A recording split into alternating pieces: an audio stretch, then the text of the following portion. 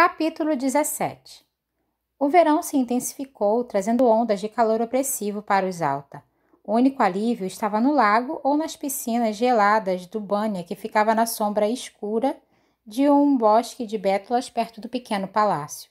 Qualquer que fosse a hostilidade que a corte ravicana sentisse em relação aos Grishas, isso não os impedia de convocar os Aeros e Hidros para o grande palácio para conjurar brisas e formar blocos maciços de gelo para resfriar os quartos abafados. Não era um uso muito nobre do talento Grisha, mas eu estava disposta a manter o rei e a rainha felizes. E já tinha tirado deles diversos fabricadores, muito valorizados, que trabalhavam arduamente nos misteriosos pratos espelhados do David. Todas as manhãs eu me reunia com o meu conselho Grisha, às vezes por alguns minutos, às vezes por horas, para discutir relatórios de inteligência, movimentações de tropas e as informações que chegavam das fronteiras norte e sul. Nikolai ainda tinha a esperança de levar a luta até o Darkling antes que ele reunisse toda a força do seu exército de sombras. Mas até agora a rede de espiões e informantes de Ravka não tinha conseguido descobrir sua localização. Parecia cada vez mais provável de que teríamos de lutar para defender os Alta. Nossa única vantagem era que o Darkling não poderia simplesmente enviar seus Nitevoia contra nós. Ele precisava permanecer perto de suas criaturas. Isso significava que ele teria de marchar para a capital com elas. A grande pergunta é se entraria em Ravka por Figerda ou vindo de Churran. De pé na sala de guerra diante do conselho Grisha, Nikolai gesticulou para um dos mapas enormes ao longo da parede. Reconquistamos a maior parte desse território na última campanha, disse ele, apontando para a fronteira norte de Ravka com Figerda. É uma floresta densa, quase impossível de cruzar quando os rios não estão congelados, e todas as estradas de acesso foram bloqueadas. Há Grishas posicionados lá? Perguntou Zoya. Não, disse Nikolai, mas há muitos batedores baseados em Ulesk. E se ele vier por esse caminho, receberemos muitos avisos. E ele teria de lidar com os Petrazoi, disse Padja. Quer passe por eles ou os contorne, isso nos dará mais tempo. Ela tinha ganhado reconhecimento ao longo das últimas semanas. Embora David continuasse silencioso e nervoso, ela parecia estar feliz em passar algum tempo longe das oficinas. Estou mais preocupado com o Permafrost, disse Nikolai, passando a mão pelo trecho de fronteira que percorria sobre Tisbia. É um território altamente fortificado, mas muito extenso para se cobrir. Assenti com a cabeça. Mali e eu tínhamos andado juntos por aquelas terras selvagens uma vez, e me lembrava de quão vastas elas pareciam. Eu me peguei olhando em torno da sala, procurando por ele, embora soubesse que havia partido em outra caçada, dessa vez com um grupo de atiradores de Kerk e diplomatas de Ravka. E se ele vier do sul? Perguntou Zoya. Nikolai fez sinal para Fedor, que se levantou e começou a explicar para os Grishas os pontos fracos da fronteira do sul. Como ele havia servido em Sirkursk, o Korporalnik conhecia bem a área. É quase impossível patrulhar todas as passagens montanhosas que partem de Sukurzoi, comentou ele sombriamente. Grupos armados Shu têm se aproveitado desse fato há anos. Seria fácil para o Darkling passar despercebido. Depois disso, uma marcha direta até os Alta, disse Sergei. Passando pela base militar de Polesnaya, Nikolai observou. Isso poderia ser uma vantagem para nós. De qualquer modo, quando ele marchar, estaremos prontos. Prontos? Pavel bufou. Para um exército de monstros indestrutíveis? Eles não são indestrutíveis, disse Nikolai, assentindo com a cabeça em minha direção. E se o Darkling também não é, eu sei. E o Darkling também não é, eu sei, eu atirei nele. Os olhos de Zoya se regalaram. Você atirou nele? Sim, disse ele. Infelizmente a minha pontaria não foi muito boa, mas tenho certeza de que vou melhorar com mais prática. Ele olhou para os Grishas, fitando cada rosto preocupado antes de falar novamente. O Darkling é poderoso, mas nós também somos. Ele nunca enfrentou o poderio do primeiro e do segundo exército trabalhando em conjunto, ou os tipos de armas que pretendo fornecer. Nós o enfrentaremos, nós o cercaremos, e então veremos qual será a bala da sorte. Enquanto a horda de sombras do Darkling estivesse concentrada no pequeno palácio, ele estaria vulnerável. Unidades pequenas e fortemente armadas de grixas e soldados estariam posicionadas a intervalos de 3 quilômetros em torno da capital. Uma vez que a luta começasse, elas cercariam o Darkling e usariam todo o poder de fogo que Nikolai pudesse conseguir. De certo modo, era o que o Darkling sempre temera. Eu me lembrava de como ele tinha descrito as novas armas que estavam sendo criadas além das fronteiras de Ravnica e do que tinha me dito, há tanto tempo antes, debaixo do teto desabado de um antigo celeiro. A era do poder Grisha está chegando ao fim. Padja pigarreou. Nós sabemos o que acontecerá com os soldados de sombras quando matarmos o Darkling? Eu tive vontade de abraçá-la. Eu não sabia o que poderia acontecer com os Nitevoia se conseguisse matar o Darkling. Talvez eles desaparecessem ou poderiam enlouquecer ou ainda pior, mas ela tinha dito. Quando matarmos o Darkling. Hesitante, com medo, mas ainda soava apreensivamente como esperança. Nós concentramos a maior parte dos nossos esforços na defesa de Usalta. A cidade tinha um antigo sistema de sinos de alerta para avisar o palácio quando o inimigo fosse visto. Com a permissão do seu pai, Nikolai tinha instalado armas pesadas como aquelas do beija-flor no topo das paredes do palácio da cidade. A despeito dos resmungos dos grixas, eu tinha ordenado que várias fossem colocadas no teto do pequeno palácio. Talvez eles não parassem os Nitevoia, mas os atrasariam. Ainda hesitante, os outros grixas tinham começado a abrir a mente para o valor dos fabricadores. Com a ajuda dos infernais, os material que estavam tentando criar Grenatic, que pudessem produzir uma explosão de luz poderosa o suficiente para atrasar ou atordoar os soldados de sombra. A dificuldade era fazer isso sem usar as pólvoras explosivas que destruiriam todos e tudo em volta deles. Às vezes eu ficava preocupada com a possibilidade de eles explodirem um pequeno palácio inteiro e fazerem o trabalho do Darkling por ele. Mais de uma vez vi grixas no salão de jantar com mangas ou sobrancelhas queimadas. Eu os incentivei a tentar fazer o trabalho mais perigoso perto do lago, com hidros por perto em caso de emergência. Nikolai estava intrigado o suficiente pelo projeto que insistiu em participar do desenvolvimento. Os fabricadores tentaram ignorá-lo e então fingiram que estavam dando atenção, mas rapidamente descobriram que Nikolai era mais que um príncipe entediado que gostava de experimentar coisas novas. Como tinha trabalhado tempo suficiente com grixas fugitivos, ele não só entendia as ideias de David, como adotou facilmente a linguagem da pequena ciência. Logo, eles pareceram esquecer seu posto e o status de Otkazatsia, e Nikolai era visto com frequência debruçado sobre uma mesa nas oficinas dos Materialki. Eu estava mais preocupada com os experimentos que ocorriam atrás das portas laqueadas de vermelho das salas de anatomia dos Corporalki, onde eles colaboravam com os fabricadores para tentar fundir aço grixa com ossos humanos. A ideia era tornar possível para um soldado aguentar um ataque de um Nitevoia, mas o processo era doloroso e imperfeito e frequentemente o metal era simplesmente rejeitado pelo corpo do voluntário. Os curandeiros faziam o possível, mas os gritos esganiçados dos voluntários do primeiro exército às vezes eram ouvidos ecoando pelos corredores do pequeno palácio. As tardes eram tomadas por reuniões intermináveis no grande palácio. O poder da Conjuradora do Sol era uma ferramenta poderosa de barganha nas tentativas de Ravnica de forjar alianças com outros países. E frequentemente eu precisava aparecer em reuniões diplomáticas para demonstrar meu poder e provar que de fato estava viva. A rainha organizava chás e jantares nos quais eu era exibida para fazer uma demonstração. Nikolai aparecia com frequência para distribuir elogios, flertar sem nenhuma vergonha e pairar de maneira protetora perto da minha cadeira como um pretendente. Mas nada era tão entediante quanto as sessões de estratégia com os conselheiros e comandantes do rei. O rei raramente participava. Ele preferia passar seus dias cambaleando atrás dos serviçais e dormindo no sol que nem um gato velho. Em sua ausência, seus conselheiros discutiam de maneira interminável. Eles argumentavam que deveríamos fazer as pazes com o Darkling ou ir à guerra contra o Darkling.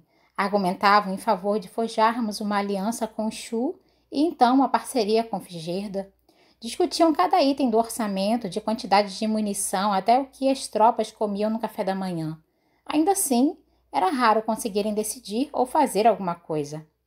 Quando Vasily descobriu que Nikolai e eu estávamos participando das reuniões, Deixou de lado anos ignorando seus deveres como herdeiro Landsol e insistiu em estar lá também. Para minha surpresa, Nicolai o recebeu de braços abertos.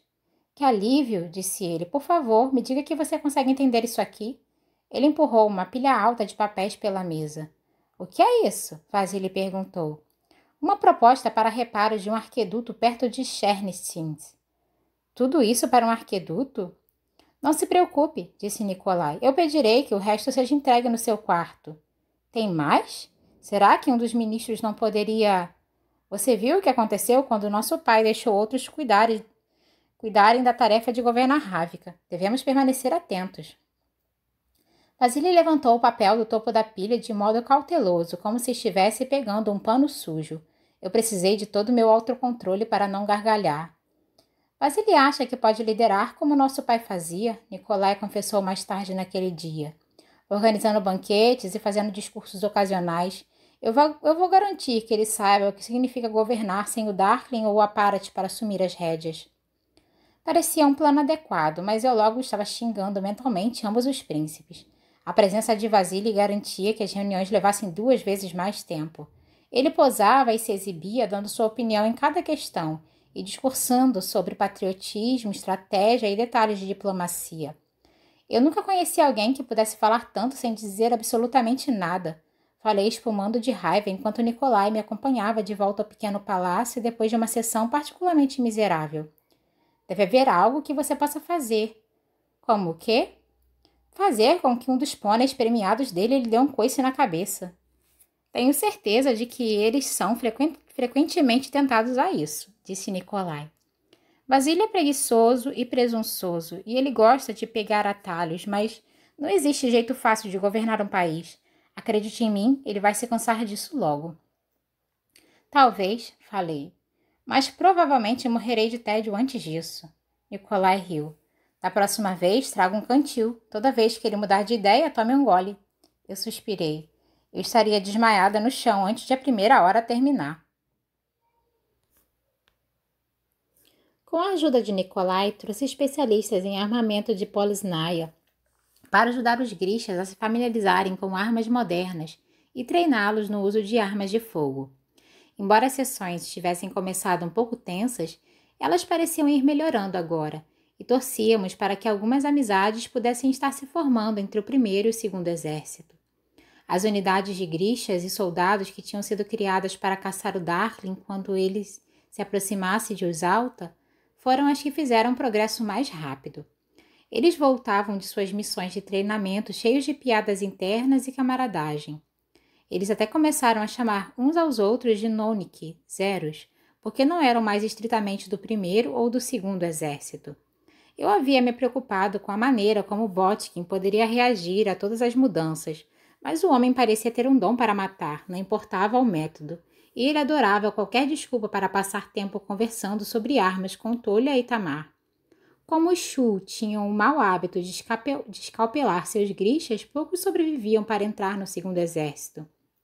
Botkin adorava poder falar em seu idioma nativo, mas também adorava a ferocidade dos gêmeos. Eles não dependiam de suas habilidades corporal do modo como grishas criados no pequeno palácio costumavam fazer. Em vez disso, as habilidades dos sangradores eram apenas mais uma arma em seu impressionante arsenal. Garoto perigoso, garota perigosa, Botkin comentou, observando os gêmeos lutarem contra um grupo de corporal em uma manhã, enquanto um punhado de conjuradores nervosos aguardava sua vez. Marie e Sergei estavam lá, Nádia no rastro deles como sempre. Efa é pior do que F, reclamou Sergei. Tamar havia cortado seu lábio e ele estava com dificuldade de falar. Eu finto pena do mafido Defa. Não vai se casar, disse Botkin enquanto Tamar jogava um pobre infernal no chão. Por que não? Perguntei surpresa. Ela não, nem seu irmão, disse o mercenário. Eles são como Botkin, nascidos para a batalha, feitos para a guerra. 3 corporal que jogaram-se em direção a Tolya. Em instantes estavam todos grunhindo no chão. Pensei no que Tolya havia dito na biblioteca, que não nascera para servir ao Darkling. Como muitos Shu, ele tinha escolhido o caminho do soldado de aluguel. viajando pelo mundo como mercenário e corsário, mas tinha acabado no pequeno palácio de qualquer maneira. Quanto tempo ele e sua irmã ficariam lá? Eu gosto dela, disse Nádia, olhando com admiração para Tamar. Ela é corajosa. Botkin riu. Coragem é outra palavra para burrice. Eu não difia isso na cafadela. Resmungou Serguei enquanto Marie lhe apalpava os lábios com um pano umedecido. Eu me peguei começando a sorrir e me virei. Não havia me esquecido do modo como os três tinham me saudado no pequeno palácio. Eles não tinham me chamado de prostituta nem tentado me expulsar, mas também não tinham me defendido, e a ideia de fingir amizade era um pouco demais. Além disso, eu não sabia exatamente como me comportar perto deles. Nunca fomos realmente próximos, e agora nossa diferença em status parecia ser uma ponte impossível de atravessar. Jenny não se importaria, pensei de repente. Jenny me conhecia. Ela ria comigo e confiava em mim, e nenhum kefta brilhante ou título a impediria de me dizer exatamente o que pensava ou cruzar o braço no meu para compartilhar uma fofoca. Apesar das mentiras que tinha dito, eu sentia falta dela. Como se em resposta aos meus pensamentos, senti o puxão na minha manga, e uma voz tremendo disse: Mãe Soverene. Nádia estava ali, passando o peso de um pé para o outro. Eu gostaria... O que foi? Ela se voltou para um canto escuro dos estábulos e apontou para um garoto vestindo azul eterial que eu nunca tinha visto antes. Alguns grixas tinham começado a chegar depois que eu enviara a anistia, mas esse garoto parecia novo demais para ter servido em campo. Ele se aproximou nervoso, os dedos se torcendo em seu kefta. Esse é Adric, disse Nádia colocando o braço em torno dele. Meu irmão. A semelhança estava lá, mas era preciso prestar atenção para vê-la. Soubemos que você planeja evacuar a escola. É verdade, eu estava enviando os alunos para o único lugar que conhecia com dormitórios e espaço suficiente para acomodá-los. Um lugar longe das batalhas. Keramzin. Botkin iria com eles também. Eu odiava perder um soldado tão capaz, mas desse modo os grixas mais novos ainda poderiam aprender com ele e ele poderia ajudar a protegê-los. Como Bagra se recusava a me receber, eu tinha enviado um servo para ela com a mesma oferta. Ela não tinha respondido. Apesar de me esforçar ao máximo para ignorar seu desprezo, as repetidas rejeições ainda doíam. Você é um aluno? Perguntei a Adric, tirando da cabeça os pensamentos a respeito de Bagra. Ele assentiu com a cabeça uma vez e notei a projeção determinada do seu queixo. Adric estava pensando se... Nós estávamos pensando se... Eu quero ficar, disse ele intensamente. Minhas sobrancelhas subiram. Qual é a sua idade? Idade suficiente para lutar. Ele teria se graduado este ano, interveio Nádia. Franzi a testa. Ele era apenas alguns anos mais novo que eu, mas era toda magricela e com cabelo desgrenhado. Vá com os outros para Keramzin, falei. Se você ainda quiser, em 1 ano pode se juntar a nós, se ainda estivermos aqui. Eu sou bom, disse ele. Eu sou um Aeros, eu sou tão forte quanto Nádia, mesmo sem um amplificador. É perigoso demais. Este é meu lar, eu não vou embora. Adric, Nádia criticou. Eu levantei uma mão. Está tudo bem. Adric parecia quase febril. Suas mãos estavam acerradas em punhos. Olhei para Nádia. Você tem certeza de que quer que ele fique? Adric começou a falar. Estou falando com sua irmã. Se você cair diante do exército Darkling, é ela quem vai ficar de luto. Nádia empalideceu um pouco, mas Adric não hesitou. Eu tinha de admitir que ele era determinado. Nádia mordiscava os lábios preocupada, alternando entre olhar para mim e para ele. Se está com medo de desapontá-lo, pense em como seria ter de enterrá-lo, falei. Eu sabia que estava sendo dura, mas queria que ambos entendessem o que estavam pedindo. Ela hesitou, então endireitou os ombros. Deixe-o lutar, disse ela. Digo que ele deve ficar. Se o mandar embora, ele estará de volta aos portões daqui a 1 semana. Suspirei, então voltei minha atenção para Adric, que já estava sorrindo.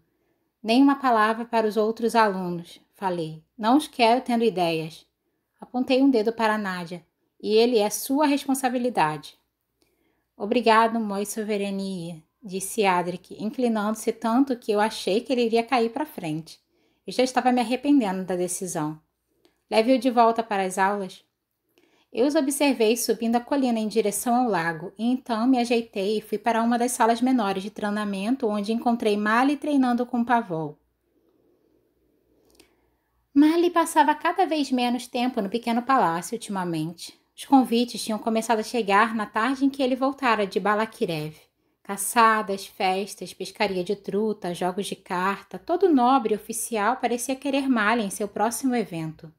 Algumas vezes ele sumia apenas por uma tarde, às vezes por alguns dias. Isso me lembrava da época em Keramzin, quando observava cavalgando para longe, e então esperava todo dia na janela da cozinha por sua volta. Mas se eu fosse honesta comigo mesma, os dias em que ele não estava presente eram quase mais tranquilos.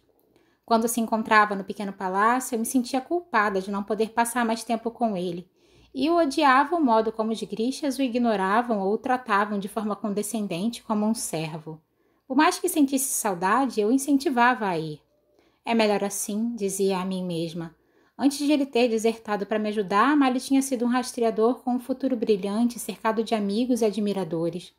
Não era a vocação dele ficar de guarda em portas ou espreitando nas bordas de quartos, fazendo papel de minha sombra leal enquanto eu ia de uma reunião para outra. Eu poderia observá-lo o dia inteiro, disse uma voz atrás de mim. Eu enrijeci. Zoya estava parada ali. Mesmo no calor, ela parecia nunca suar. Você não acha que ele fede a Ken Ramsay? Falei, lembrando-me das palavras maliciosas que ela tinha me dito uma vez. Eu acho que as classes mais baixas têm certo apelo rude. Você vai me avisar quando não quiser mais ele, não é? Desculpe? Ah, será que entendi mal? Vocês dois parecem tão próximos. Mas tenho certeza de que você tem ambições maiores hoje em dia. Eu me voltei para ela. O que você está fazendo aqui, Zoya? Vim para uma sessão de treinamento? Você sabe o que quis dizer. O que você está fazendo no pequeno palácio? Eu sou um soldado do 2º Exército. Esse é meu lugar. Cruzei os braços. Era a hora de eu e Zoya resolvermos isso. Você não gosta de mim e nunca perdeu uma oportunidade de deixar isso claro. Por que me seguir agora? Que escolha eu tenho? Tenho certeza de que o Darkling estaria feliz em tê-la ao lado dele novamente. Você está me mandando embora? Ela estava tentando usar seu tom arrogante usual, mas eu podia perceber que estava assustada. Isso me dava alguma empolgação misturada com culpa. Quero saber por que você está tão determinada a ficar. Porque não quero viver nas sombras, disse ela. Porque você é a nossa melhor chance. Balancei a cabeça. Fácil demais. Ela ficou vermelha. Eu devo implorar? Será que ela faria isso? Eu não achava a ideia ruim. Você é orgulhosa, você é ambiciosa, você teria feito qualquer coisa pela atenção do Darkling. O que mudou? O que mudou? Ela engajou com as palavras. Seus lábios afinaram e suas mãos se apertaram em punhos na sua lateral. Eu tinha uma tia que morava em Novo Krirbusky, uma sobrinha. O Darkling poderia ter me dito o que pretendia fazer. Se eu pudesse ter avisado a eles... Sua voz falhou, e eu fiquei instantaneamente envergonhada do prazer que tinha sentido em vê-la sofrer. A voz da Bagra ecoava nos meus ouvidos. Você está se acostumando bem ao poder. Conforme ele crescer, pedirá por mais. Ainda assim, eu acreditava em Zoya? O brilho em seus olhos era real ou fingimento? Ela piscou para conter as lágrimas e me fitou com raiva. Ainda não gosto de você, Starkov.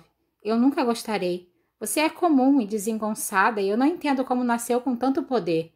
Mas você é a conjuradora do sol, e se pode manter Ravka livre, então eu lutarei por você.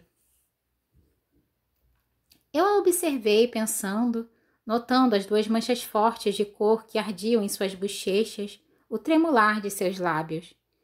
E então, disse ela, e eu podia ver quanto lhe custava perguntar, você está me mandando embora? Eu esperei um momento mais. Você pode ficar, falei. Por enquanto. Está tudo bem? Mali perguntou. Nem tínhamos notado que ele havia saído do treino. Subitamente, a incerteza de Zoya tinha desaparecido. Ela deu um sorriso estonteante para ele. Eu soube que você é uma proeza com arco e flecha. Achei que talvez você pudesse me dar uma lição. Mali olhou rapidamente para Zoya e de volta para mim. Talvez mais tarde. Aguardarei ansiosamente, disse ela, saindo em um farfalhar suave de seda. O que foi aquilo? Ele perguntou quando começamos a subir a colina para o pequeno palácio. Não confio nela. Por um longo minuto ele não disse nada. Alina, começou Mali constrangido. O que aconteceu em Kirbusk? Eu o interrompi rapidamente. Não queria saber o que ele podia ter feito com Zoya lá no acampamento Grisha, e a questão não era exatamente essa. Ela foi uma das favoritas do Darkling e sempre me odiou. Ela provavelmente estava com inveja de você. Ela quebrou 2 das minhas costelas. Ela o quê? Foi um acidente, mais ou menos. Eu nunca tinha contado a Mali exatamente o quão ruim foi para mim antes de aprender a usar meu poder, e nem dos dias solitários e intermináveis de fracasso. Simplesmente não consigo ter certeza sobre a quem ela deve sua lealdade. Esfreguei a minha nuca, onde os músculos haviam começado a enrijecer. Não consigo ter certeza a respeito de ninguém, nem dos Grishas, nem dos servos. Qualquer um deles poderia estar trabalhando para o Darkling. Mali olhou em volta.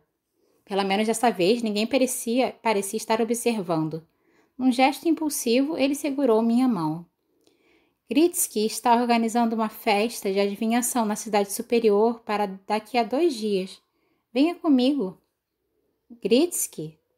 O pai dele é Stepan Gritsky, o rei dos Piklis, novos ricos, disse Malha em uma ótima imitação de um nobre snob.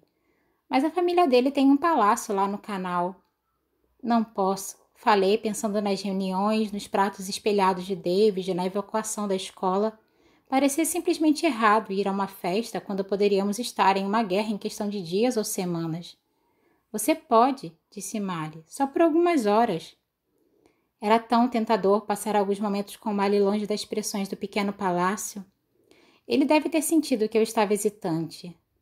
Vamos vesti-la como um dos atores, disse ele. Ninguém jamais saberá que a Conjuradora do Sol está lá. Uma festa, tarde de noite, depois de um dia de trabalho. Eu perderia uma noite de buscas infrutíferas na biblioteca. Que mal poderia ver nisso? Tudo bem, falei. Vamos lá. O rosto dele se abriu com um sorriso que tirou minha respiração. Eu não sabia se chegaria a me acostumar com a ideia de que um sorriso como aquele realmente era para mim. Tolha e Tamar não gostarão disso, ele avisou. Eles são meus guardas, seguirão minhas ordens. Mali colocou-se em posição de sentido e me ofereceu um cumprimento elaborado. Dá-moi souvenirs, ele pronunciou com a voz séria. Vivemos para servir? Eu revirei os olhos, mas enquanto me apressava em direção às oficinas dos material, que me senti mais leve do que em semanas.